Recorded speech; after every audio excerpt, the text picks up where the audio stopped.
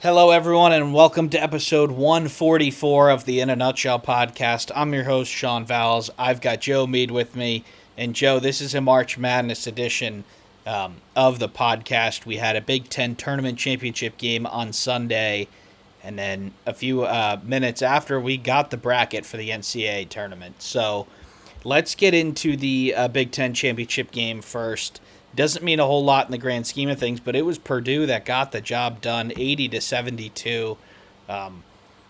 Purdue looked extremely sharp, and Michigan, to be honest with you, looked like that they were looking forward to what's going to happen next week. But what were your thoughts on that one?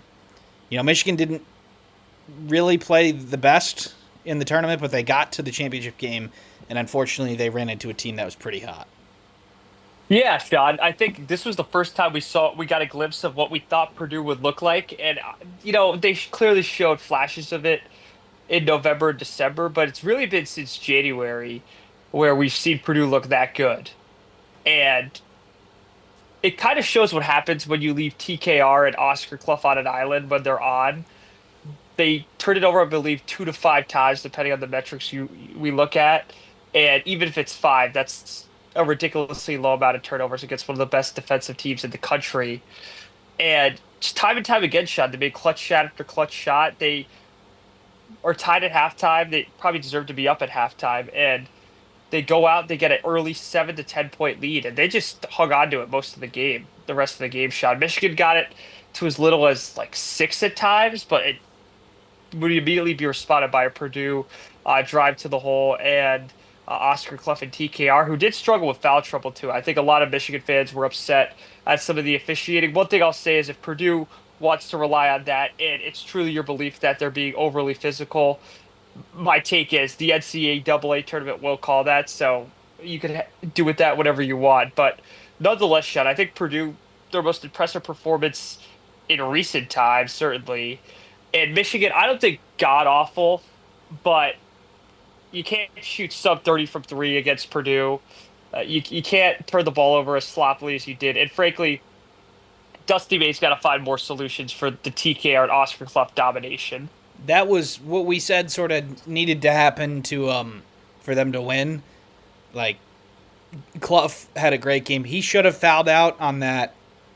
It wasn't obviously you were there, so the commentators were saying that there was some like loose ball where he like slapped it out of Yaxel's hands, and the announcers were saying he should have fouled out there. That was not a foul. He did knock the ball out of his hand. There was another play though that probably could have been an over the back. But look, that is Big Ten basketball for us. We've been doing this for a number of years, Joe. The officiating is inconsistent, and Purdue is not typically one to benefit from physical play being allowed. They're usually better when the whistle's a little quicker. But I was just impressed with them here. I didn't think that this was going to be the way that they were going to win. Just 4 threes, 4 of 14. They hit 26 2-point field goals. Against this Michigan defense, I did not see that coming. Obviously, 4 of your 5 starters have really nice games, and Michigan didn't shoot it well, like you said. The Wolverines didn't. Like I said, I don't think they particularly played all that great, even for their lofty standards. It was a close game against Ohio State. It was a close game against Wisconsin. And Joe, when it was tied at halftime, and Purdue, I felt like was playing way better. They were tied. I'm like, here we go again. Like Michigan's going to win this game by 6, and they're never really going to look like they're dominant, but they're going to win. And that just didn't happen. Purdue got the offense going, and that is why they're ranked number 1 or number 2. They are a little bit of a different animal when it comes to efficiency, but if you're Michigan, Cadeau has a better game here. 10 assists to just 2 turnovers. That is something that we were looking forward to coming in. But just 5 assists outside of Cadeau, that is going to be a little bit of a problem. Especially with the guards being, with Kaysen out and limited supply. Cadeau cannot be the sole creator. So that's what I'm taking away from Michigan here. I don't think they played particularly bad or well. But when you get a super sharp team that's playing well, this sort of thing can happen.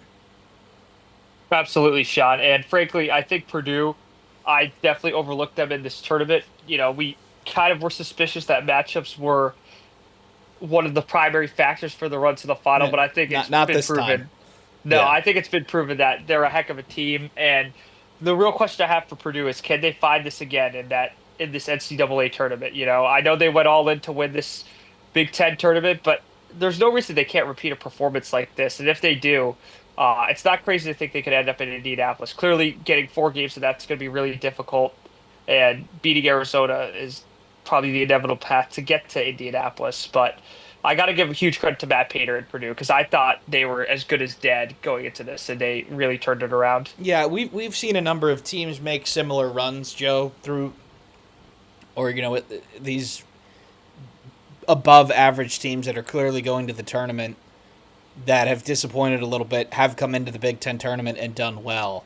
Whether it was to get all the way to a championship or maybe lose in the semifinals after winning a few games, but I just did not see this one coming.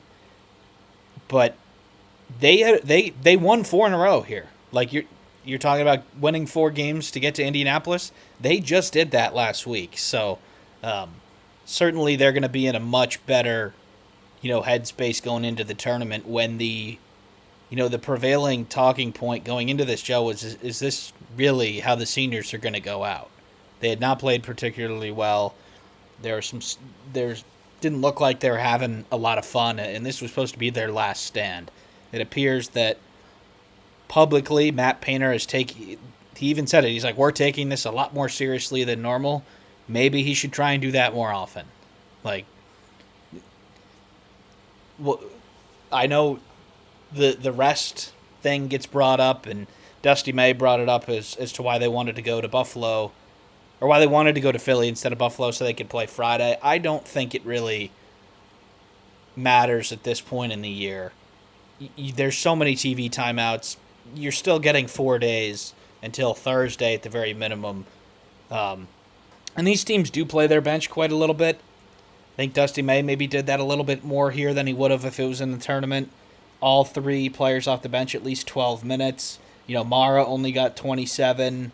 Merez only got 24. So I think Dusty was probably a little bit more conservative with his game plan here than he would be in the NCAA tournament, while Purdue really wanted to win this for their seniors. But all right, Yep. Joe, about a half an hour after that, if you didn't change the channel, it was the selection show. No major surprises, rather. The Big Ten, I thought, fared fairly well. It's as close to the actual bracket as the bracket matrix has ever been. After last year's shenanigans, Joe, I just wanted to get your thoughts on. They did play it a little bit safe this year, but I think that's for the better. Yeah, overall, in terms of the Big Ten, I think they got a lot right. I think, I'm going to call out a few things right away. Michigan State being a three, I thought was a little ridiculous. I think they overreacted to two of their last games. I know there were 2 losses, but man, they really went on a run there in late February following. I mean, even after that loss to Wisconsin, I thought Michigan State played really impressive basketball. They beat some really good teams. They won at Purdue. They should have beat. They really could have beaten Michigan at Chrysler. They beat a rolling Ohio State team at the Breslin, even though they were playing bad. Win at Assembly Hall. I think you're probably a little disgusted if you're a Spartan fan based on where they are. Purdue, what's interesting, Sean, is they clearly took the Big Ten tournament into Yeah. consideration. Had Purdue not even lost to Michigan, seriously, or UCLA, Nebraska, maybe they're floating out of 4, but certainly a 3, if not that. And they get up to the last 2, and I think that's a huge advantage for the Boilermakers.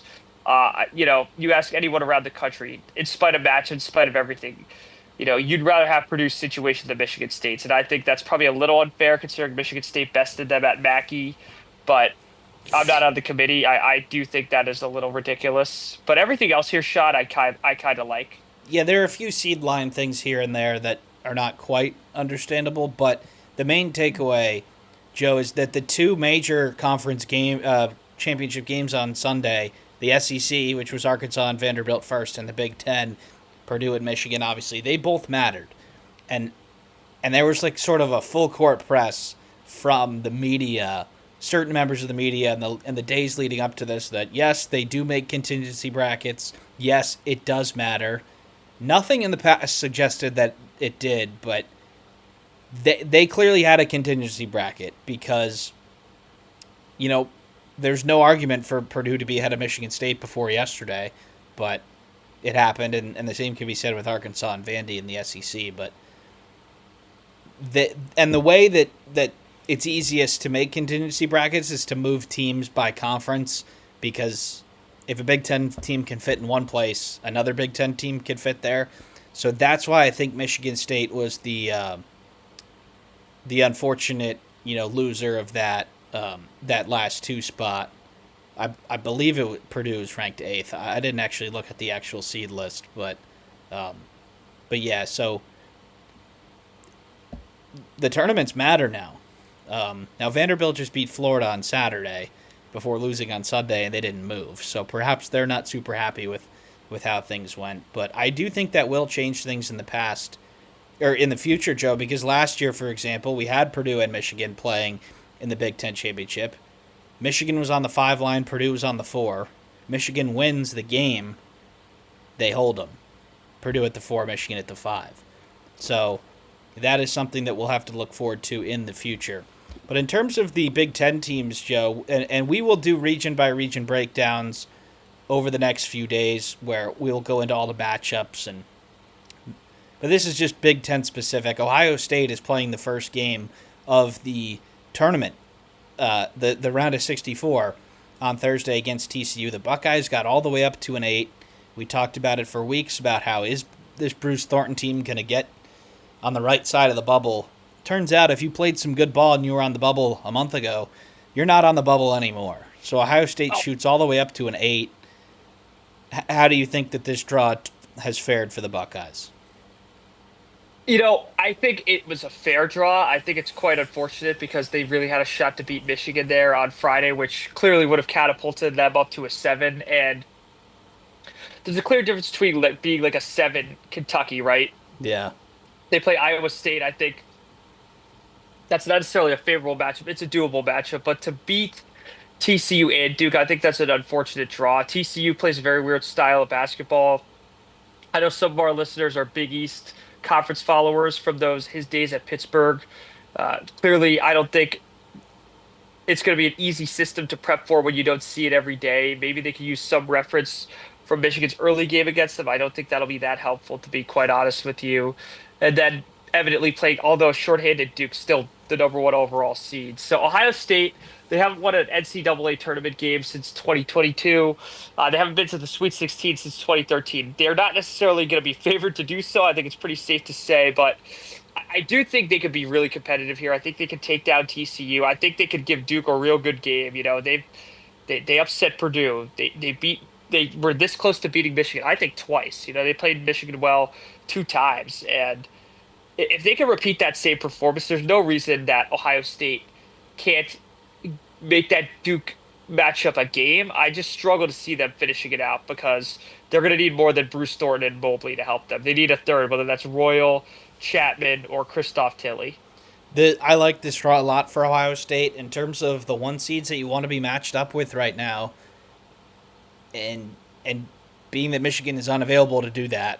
I think they've played Michigan. It's conference games, so can't be there. I think it's Duke, Joe. They're down a couple of guards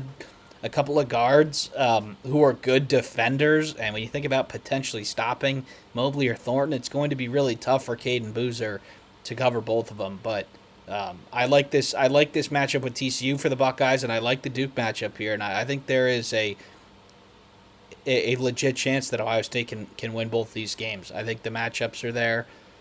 In terms of trending up, Ohio State is definitely the best 8 seed in terms of who you're playing now. And if you qualify the Torvik rankings, Joe, for the last month, Ohio State is 5th and Duke is 8th. So over a whole month of basketball, the nerds say that Ohio State's playing better than Duke. So I know Duke did win the ACC tournament, but they very well could have been bounced in the first round if a wide open 3 from the other team's best player went down. So I really like this draw for Ohio State a lot, and I think it'll be a good game to start off the first session on Thursday. But in terms of the other, there's two other Big Ten teams in the East region, Joe. It is Michigan State in the 3-14, victims of that result of the Big Ten championship game, I'm sure. They're playing the Bison from North Dakota State. And then just below them, not in the same pod, is UCLA playing against UCF. What are you looking forward to in those two?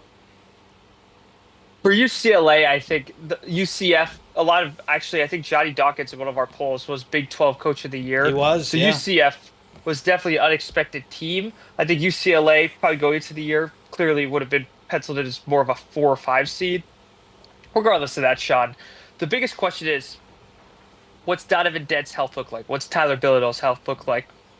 I thought they had a real valiant effort without those guys in the semifinal against Purdue.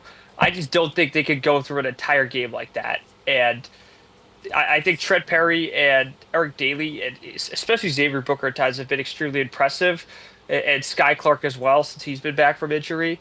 It's just eventually that's going to wear out. They're going to need their stars, Yeah. Dent and Bilodeau, to be healthy. That's my biggest storyline for the Bruins. Yeah, it's all about that for them. And if they don't go, like UCF has some real athletes, and they like have disrupted teams that aren't the soundest offensively, if that makes sense. UCLA is pretty much like it's not the prettiest offensive scheme. It's what can you do for me, Tyler Bilodeau, in a face up 15 feet from the basket, or Donovan Dent on a middle ball screen. Now both those players have been playing great recently. Donovan Dent all of a sudden, Joe, has been like a really good player for UCLA this year. I think we were 3/4 of the way we wrote him off, but he is playing some good ball now. The only thing that I want to add is that this is in Philadelphia at the new name for the Wells Fargo Center. It's not called that anymore, but it's where the Flyers and the 76ers and sometimes Villanova play. We do know that, well, Chicago's not in the Eastern time zone. So UCLA just has one victory in the Eastern time zone this year and two additional victories outside the Pacific time zone. So I'm sure that Mick Cronin is going to complain about something regarding, having to see the Liberty Bell again or something like that. But yeah, that is a storyline. It's not particularly close to UCF either, but a little bit shorter of a trip for them. I'm assuming UCLA went back after Saturday. Maybe they didn't. But yeah, I know for a fact Hawaii didn't. The Big West tournament was in Vegas.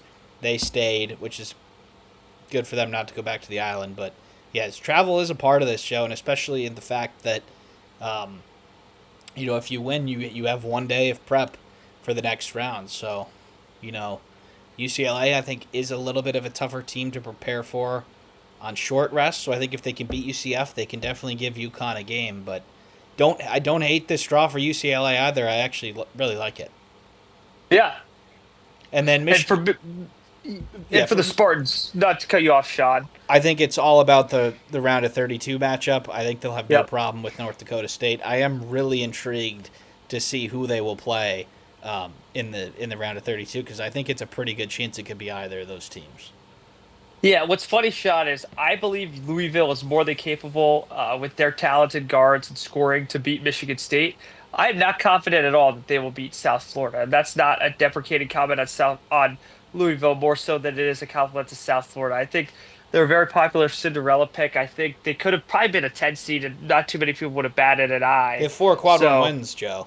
yeah. Yeah. And they ran through that American Conference, which is a lot of people know it's a very impressive mid-major conference. So, yeah, I don't know here, Sean. I think those two games, depending on the if we do, right now we don't know about the health of the UCLA stars and the Louisville South Florida. I don't. It's not a non-Big Ten podcast, but that's going to affect the Spartans a lot, right? I think Yeah. if it's USF, they probably are primed for that matchup with the UConn in the Sweet 16 that a lot of people have penciled in by now. But Michigan State's, I think, has some weaknesses. I think Louisville could do a lot of scoring. That's a game Michigan State can't fall far behind in very quickly because, as we saw against UCLA, who's not necessarily the greatest offensive team, anyone's liable to hit shots at some point, and I think the Spartans better not test their luck one more time.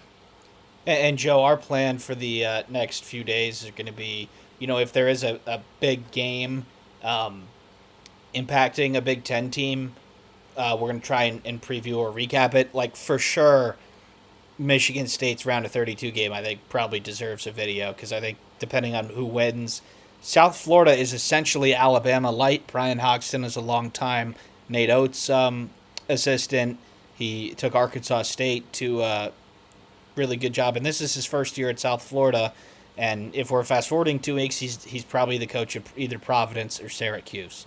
So the they both shoot a lot of threes. It'll be a contrasting of styles for whoever the Spartans play, but yeah, this East region is very interesting. Obviously, the story here is the coaches. Joe, you have got, probably at this point a future Hall of Fame coach in John Shire. You've got Dan Hurley. You've got Mick Cronin. You've got Tom Izzo. You've got Bill Self, Rick Pitino.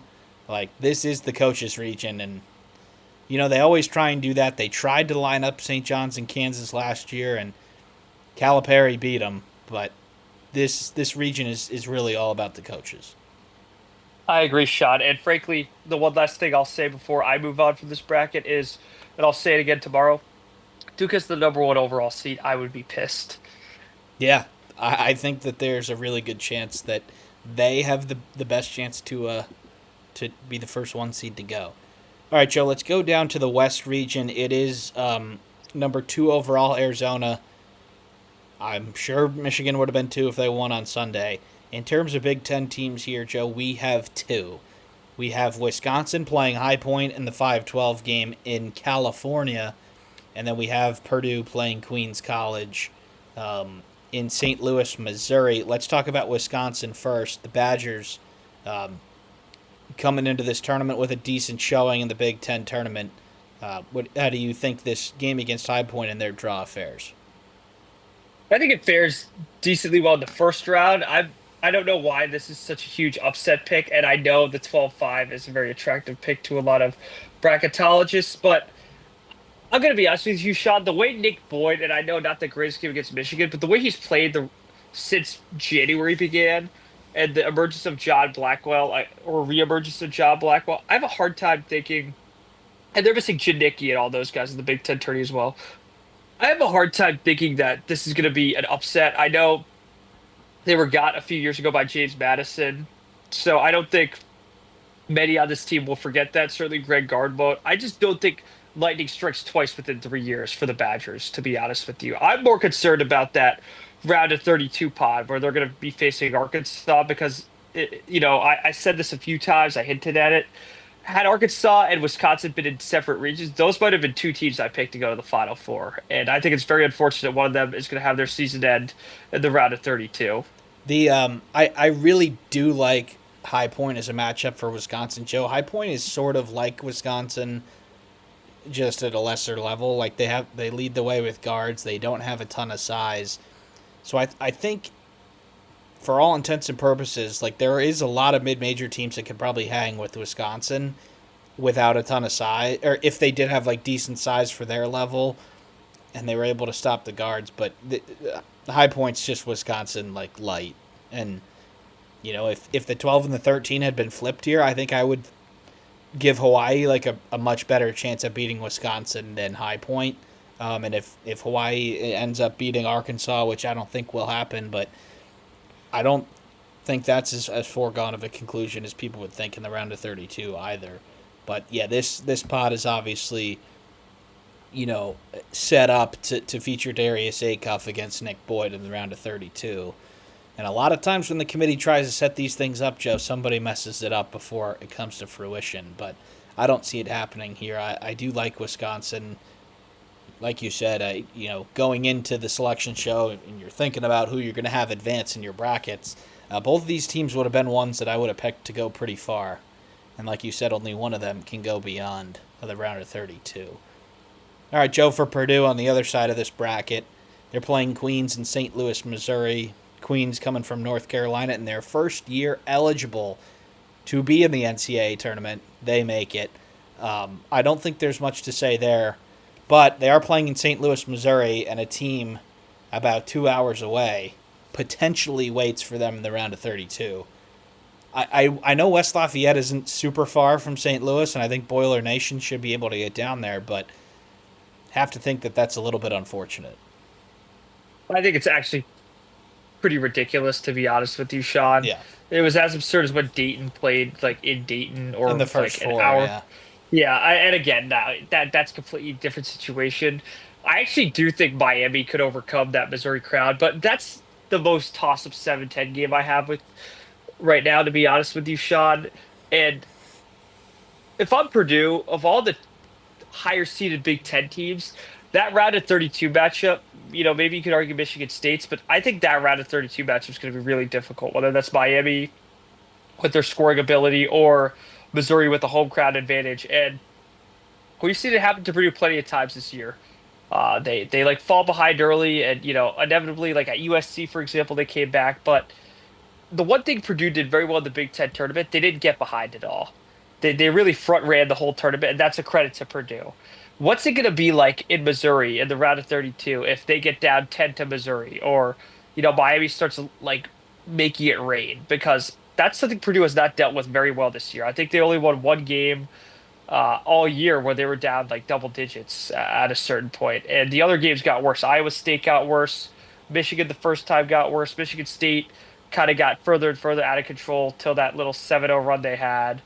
So that's my biggest question for Purdue. Not a team that does very well playing from behind. Wisconsin does great playing from behind, as you saw Saturday. Michigan is rarely behind, but has come back from decently large deficits. Same with Michigan State, same with Illinois at certain stretches. I'm really curious to see if the Boilers get down in that round of 32, because I think that could be lethal. Yeah, they are a team where if you've got a lead, you can bury them, and especially I'm not super familiar, Joe, but like how far would you guess West Lafayette is from St. Louis? Like 4 hours, maybe a little I'm doing more. I'm doing the map out now, but it Yeah, is within driving distance, yeah, where I call it like it's a one pit stop, meaning uh yeah. Stop for you know lunch, you get gas and stuff. Yeah. yeah, so I do think, and the total amount here is 4 hours 10 minutes, Okay. uh conservatively. So So Mike yesterday said Columbia is about 2.5 from St. Louis. So look, I don't know if it'll be such a big disadvantage. The one part of this, Joe, not a Big Ten part of this, but Miami fans are not too happy about having to play a playoff game in the state of their opponent. Where was the yeah, national championship game for football? true It shot, was but in they their earned their way stadium. there. They did. They I'd say did. they earned their way there Yeah. versus getting this is dumb luck for Yeah. Missouri. Let's call it what And it is. but Purdue did. It was the closest location to them that was still available, and maybe closest location anyway. So it's just Yeah. unfortunate how it worked out. Um, but that is a storyline that has to be mentioned because Miami fans and potentially if Missouri makes it to the Sweet 16, Joe, that is going to be a huge storyline. All right, Midwest region, Joe. It is your region. Michigan at the top. You'll be playing the winner of Maryland at Baltimore County and Howard out of Dayton. This game is in Buffalo, right? On Thursday. Correct. Yep. So not a super long trek for the winner from Dayton. Like the winner of the other game tomorrow in Dayton, NC State and Texas, they've got to go all the way to the Moda Center in Portland from Dayton on 1 day rest. That's not super fun, but um, in terms of other Big Ten teams here, Joe, this is it for the Midwest region. Just Michigan. We'll be talking more tomorrow about who we think can move on from the region, but you got to like Michigan's straw here. I think of all the one seeds, Sean, aside from maybe Arizona, in the first two rounds, this is probably the most favorable for the Wolverines. I know St. Louis could light it up from three, and I They've know, they've been playing bad recently though. but that's the thing. You're right, Sean. I believe they've lost. Four I of think eight. they're, yeah, 4 of 8, and the way they started the year versus that's a big come down, no matter what you want to call it. Georgia, I think style of play is not really going to be conducive to beating Michigan. Certainly, it could happen. But the real question here, Sean, is can Michigan find that groove again in the round of 32 game? I think I'm pretty safe saying, as putrid as Michigan played against Ohio State for most of that game, That's probably good enough to get by a 16 seed. Going to go out on a limb and say that. And the next round too, I think. And the next round probably might be a squeaky win, but might get you by. The real question here, Sean, is going to be that round of 32. There's a lot up in the air with Alabama's Aiden Holloway right now. Lord knows what's happening there. I know he's removed from campus, but we've had guys accused of not naming names or naming scenarios. We've had guys accused of far more serious things, I'd say, than that play At for that program. Alabama Yeah. at that program with that head coach within the last couple years. And then Texas Tech, I know a lot of people wrote them off after the Obi Toppin injury. That's a team that could play 5 out against Michigan and has beaten some pretty good teams since that injury to JT Toppin. Sorry, I said Obi Yeah. Toppin earlier. Yeah, but The regardless, yeah, regardless, the way that has broke Joe for Michigan is really great, honestly. yeah, I think Texas Tech is such a brutal matchup if you get to play them. Like they just do not have the bodies they're going to have to hit 15 triples to be in the game. Alabama, like you said, right. Holloway down, most likely down and at least until the Sweet 16. It's very, it's pretty clear at the moment that he is not going to be traveling to play Hofstra on Friday for them, unless something changes. That is big because if it's just Phylon, yeah, he becomes a whole lot easier to guard when it's just Phylon. But I like Michigan to at least get to the Elite Eight here, and that depends. If Iowa State can come out of the other side. If they can't, I think Michigan's got a really good chance to make the Final Four here. I agree, Sean. I actually do think that Sweet 16 game, whether that's against Holloway-less Alabama or Texas Tech, will be their hardest matchup because I think prepping for this Michigan team on 2 days rest is going to be extremely difficult.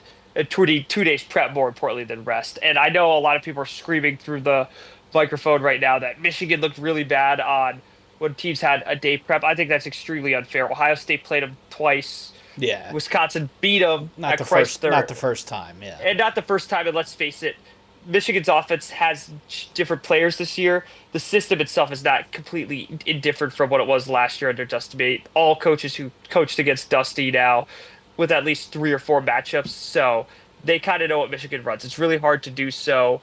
The one thing I'll say though for Texas Tech shot is Grant McCaslin at North Texas had plenty of matchups with Dusty May. They are friends. I believe they share practice film. That is a nightmare matchup for Michigan if Texas Tech finds a way to hit 15 threes. For everyone who says it can't happen, boy, Wisconsin made it happen twice against Michigan. I don't think Texas Tech doing that is completely out of the realm of possibility. yeah. Grant McCaslin is at a place where he's been afforded a lot of funds, Joe, but I feel like he could pull together just about anybody and make them into a competent tournament team. Totally. Like he and Mike, if you listen to the other podcast, Mike always praises him despite his utter hatred for the Red Raiders. But yeah, that is something that could be interesting. I think he's down too many they're down a lot more. They're down some more. They don't have great depth anyway. I like Michigan to go to the Final Four here. Spoiler alert for tomorrow. All right, the South region, Joe. We've got our last region here, which includes 3 Big Ten teams. We have Ben McCollum, Bennett Sturts, and Iowa holding on to a 9 seed to get Clemson. 2 very similar teams, I think, here, but what chances do you give the Hawkeyes to advance to the round of 32? I give a decent chance. I believe there are 2.5 point favorites, despite being the higher seed here. Debate's going to come down to what it has all year. Bennett Sturts. Can he initiate that offense? I think their defense and how do I put their ability to get steals is going to probably shock Clemson a little because the Big Ten wasn't necessarily ready for it, despite all the film on them and the kind of collusion that goes on in this league. But it's going to come down to Sturts. Can Sturts lead this offense? And I think he can through this game. Now, whether that's going to beat Florida or not, probably not. But I think getting a win here, I think Iowa's going to go all out. I think they know deep down what their ceiling is, which is probably a loss to Florida. This game's really going to matter. And I don't think Iowa's won an NCAA tournament game. Did they win one in 23, Sean? Was so the year that they won the Big Ten tournament, they did not. They lost win. to Richmond. They lost in to 22. Richmond. Yeah. So I would think that it might be earlier than that, Joe. Because didn't Yeah, they miss the tournament a couple years in a row before Freya McCaffrey, who, surprise, is in this bracket, I have a feeling it's 2021. Yeah, it's 2021, and Yeah. they lost to Oregon that year in the round of 32 with Luca Garza. But yeah, I think getting that first NCAA tournament win in 5 years would be a huge accomplishment for the Hawkeyes. I think Coach McCollum's more than aware of that, so I believe they go all out, and I do think they win this game close, and I think it is by that 2.5. I think Iowa wins this game by 3. Yeah, these two teams are very similar, Joe, in terms of roster buildup. They do have a less, you know, athletic, more technically sound team.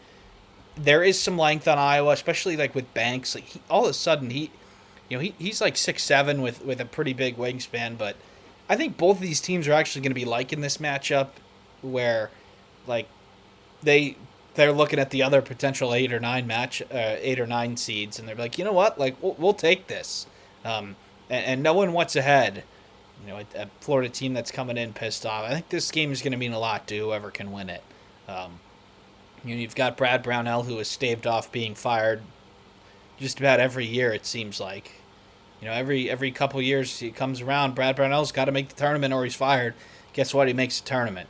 Now he has staved that off now, and this year wasn't one of those. But you got two coaches going in different directions, Joe. Brad Brownell has been around forever, especially at Clemson. You got Ben McCollum, who is in year one in the Big Ten, and we think he did a really solid job. But he's going to be losing Bennett Starts this year, so I don't know if a rebuild is in order. But you know, I always got to take advantage of this, and I think they will. All right, Joe, down here in the 4-13 matchup is Fred Hoiberg and the Nebraska Cornhuskers, still looking for that elusive first NCAA tournament win. They play the Troy Trojans out of the Sun Belt. Joe, I think it's pretty simple. It's the monkey come off the back. Yeah, I mean, this is a long time coming for the Cornhuskers, man. I really think this is the team to do it. I know they had a solid team 2 years ago. This is the team that has to do it. I know Troy almost beat a USC team. There's really no excuse. I think Nebraska, if it weren't for that voodoo S word get to the Sweet 16, would be on the table. I know people think it's a cute story. Nebraska's a damn good team, Sean. Yeah. They finished second in this conference. And as you see on the seed lines, that's a pretty big deal. That means they were very competitive and beat a lot of the top tier teams. They beat Illinois. They beat Michigan State. They probably played one of the best games against Michigan that I've seen. So I think getting to the Sweet 16 should be on the table for the Cornhuskers. And frankly, that should be the expectation. I'm not going to tell Nebraska fans to feel bad if they lose to the round of 32 or for Fred Hoiberg to be like in any way lambasted. But I do think a Sweet 16 appearance should be in order. I think they got really lucky with the matchup here. Keith Gill was the chairman of the committee, and he was the Sun Belt chair. I think it's pretty clear that he got him up here to the 13 now. He can't be in the room for the conversation, yada yada. But like with Yale losing in the Ivy League championship, there was a spot opened up on this 13 line, and I thought they would just give it to Penn because it was a Sunday game, keep the spot. But Troy did get moved up from the 14 to the 13. I think this is the only 13 seed, Joe, that I would say can't beat Nebraska. Like if this was Hawaii here, I would be ringing the bells from the tower, signaling upset. It's just not a good matchup for Troy. I think Nebraska rolls to an easy victory, and the program can finally join the rest of the Big Ten in NCAA tournament victory. Now, in terms of the round of 32, I think that'll be a little bit tougher, especially if Vanderbilt gets through. Both of these teams had a pretty similar story this year. Joe, they both were undefeated semi-deeply into conference play on the season, and then things had sort of come back to earth down the stretch here, and it's very likely that at least one of them will be going to the second weekend. So pretty good for whichever program gets through that. All right, Joe, we've got one more team in the tournament from the Big Ten, and it is Brad Underwood and the Fighting Illini. They get good old friend Fran McCaffrey and the Penn Quakers in the 3-14 matchup. We saw TJ Power and Penn. Power scores 44 as they knock off Yale in the Ivy League championship game. Illinois, I think, at least had an outside shot to get a 2 seed, but based on the fact that they were probably behind Michigan State, meant that they had to fall into spots 7 and 8 with Iowa State and all that. I did push Illinois to the 3 a couple days before Selection Sunday. But what are your thoughts here on this first round matchup for Illinois and what their path looks like?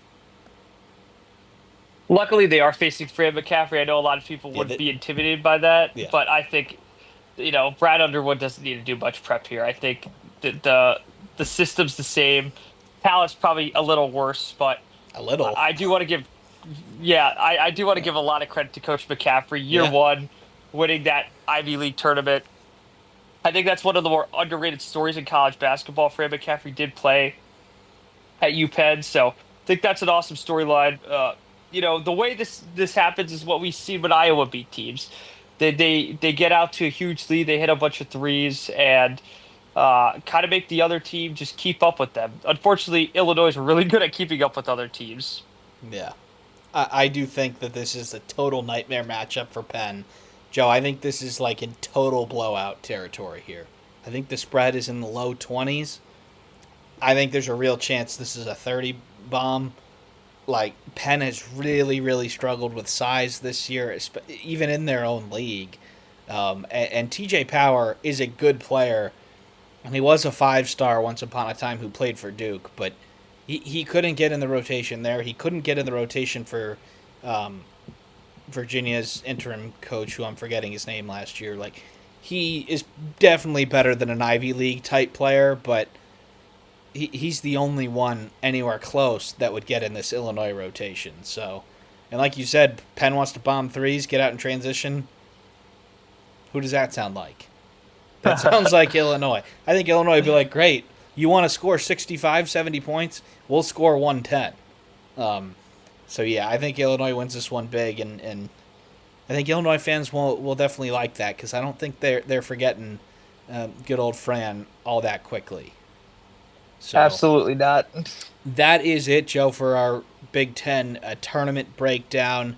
If there are some headlines that we'll hit, we'll sort of throw them into these nutshell podcasts. Like if a coach gets fired, which I think might not actually happen in the league this year, Joe. I think we might go over. We've had some 18. announcements. We have Steve Peichel returning to Rutgers. I don't know if there's been a formal announcement at Penn State yet, but I don't think we're going to have a new coach. And then we'll get to some transfer portal stuff. I don't know if they've moved the official opening date back, so I don't think we'll have to really intersperse that with some game coverage, but it'll come, that's for sure. So, Joe, unless you got anything else to add, I think we'll wrap it up here. Great to wrap up, and we'll catch everyone tomorrow. Please check out the other videos if you haven't already, and we'll see you next time.